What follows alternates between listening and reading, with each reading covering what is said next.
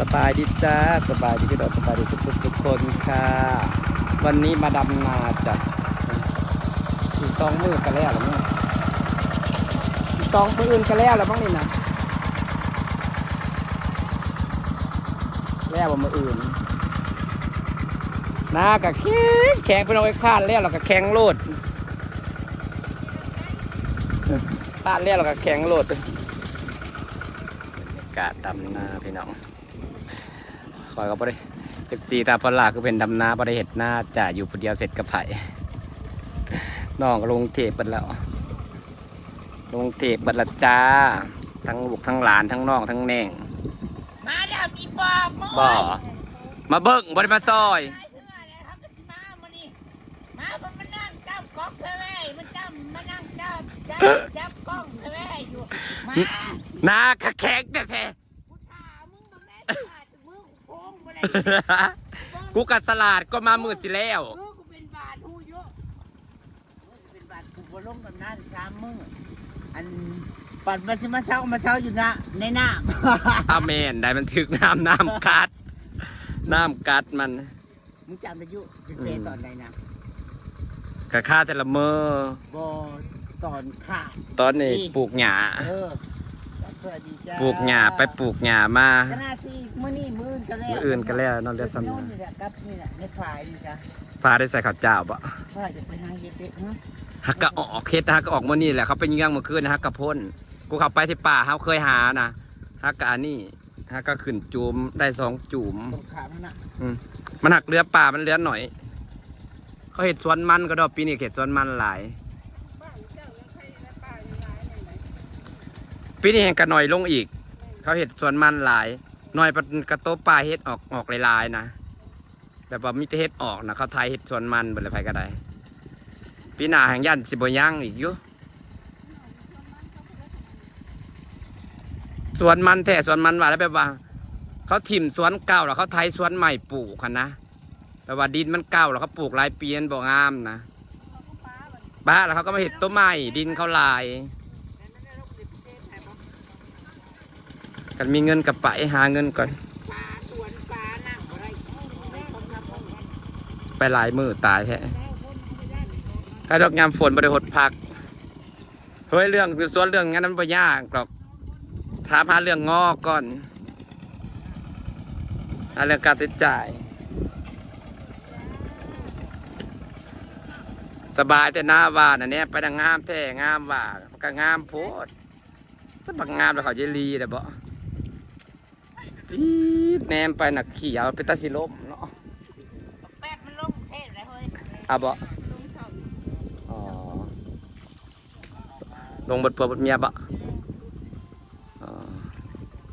ให้กันลงบทอะไรอยู่เฮือนกันลงเบิดทั้งลูกทั้งหลานศอกหลานสาวกันลงบทเลยน้องกันลงบอลผู้น้อยไปอยู่ร้านน้องลูกนั้นลูกน้องไปอยู่น้ำไม่เท่าแต่ว่าพวกร้านผู้ใหญ่ลงเทพไปเหรอร้านสาวก็อมกาลงเทพไปขายของลงเทพไปแล้วปสิเหลือไปลงไปแล้วลูกอันอ้ายเนี่ยก็เอาผัวแล้วก็ลงเทพไปขายของผัวทั้งเมียไปหาเงินมาแต่งเอากันเองแล้วก็ได้การนั่นเด้พันมือกองนั่นมือกองวงนั่นเด้มือกองมาลำเรื่องกันได้เยอะคนบ้านลำโหดเขาคบกันแต่โดนแล้วเพราะแต่ก่อนมันกัดสิมักไปน้ำมอลำเรื่องมาตีกองน้ำมอลำเรื่องก็ลงไปขายของพอได้อยู่ได้แม่น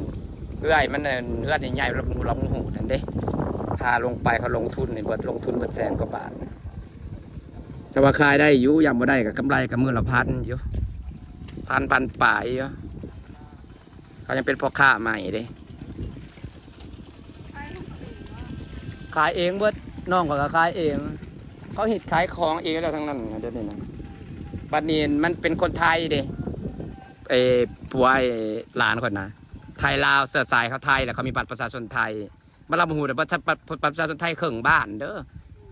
เสื้อสายไทยหลายนับ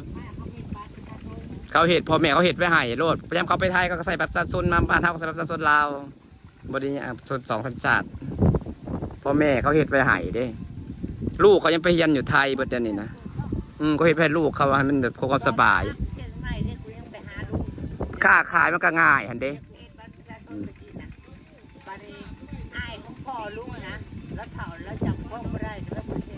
สมมุติมันเห็ดง่ายเลยมีโครงการใดโครงการตรวจอันนี้รถใดเดี๋ยวนี้นะมันเห็ดง่ายมันมีอย่างเขาว่าโครงการเห็ดฟรีตรวจ DNA ตรวจ DNA เอาแม่นตรวจ DNA เอาก็เห็นเขาว่ามีโครงการอยู่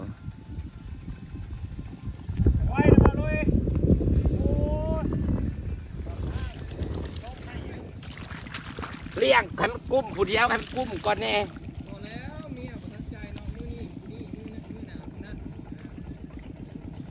เลี้ยงให้กุ้มก่อนเลี้ยงอลิสให้กุ้มก่อนอลิสอยู่ใส่ปะ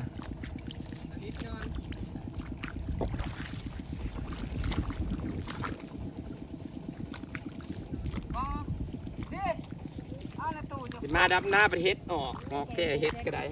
หยวกใบคนอันนี้อ๋อแบดบริมอดเลยภาษาคำมันแบด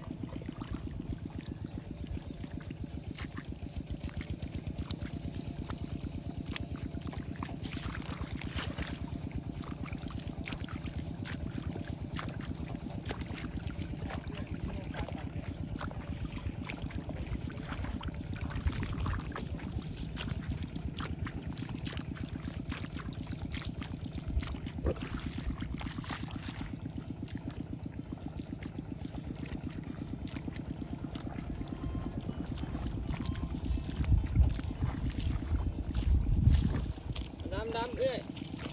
มาซ่าไปให้ดำกูเดียวเอากับตลาดเนาะกายเฉลี่ยจังมา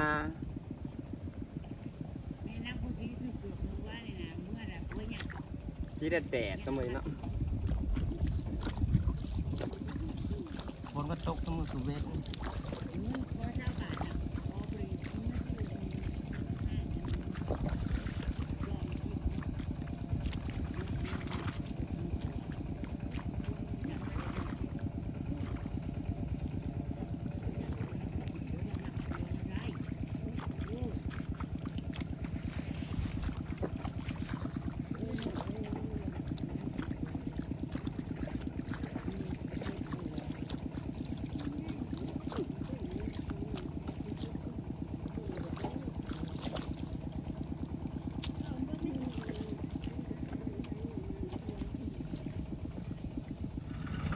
อีก1 มื้อก็แล้วเลยพี่น้องเหลือซ้ำนะ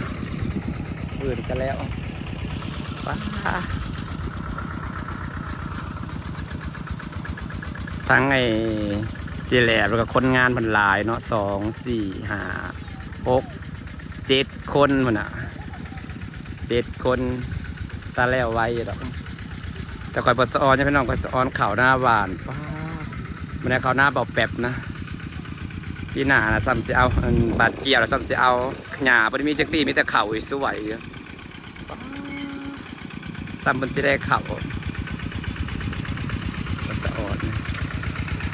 ซ้ำเพิ่นสิได้เข่า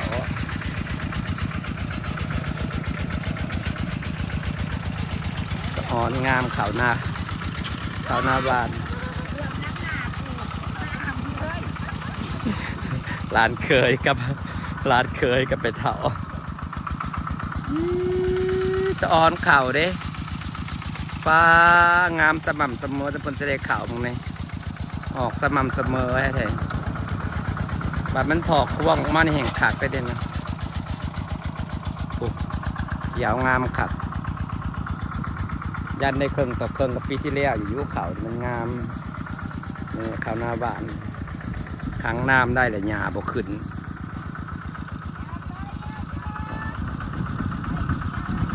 ก็งามโพดเด้อแล้วให้นี่สิขึ้นเขากันมาตอนนี้11 โมงครึ่งแล้วจ้าหน้าดำก็ได้นี่แหละพี่น้องพอจะแล้วหน้าเป็นหน้าลายปู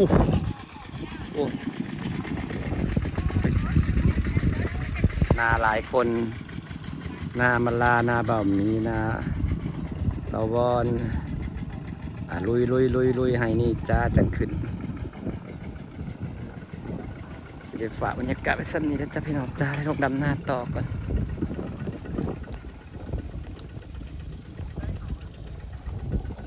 กาดปุ๊บดำปับกาดแล้วถ่ายรูปนะ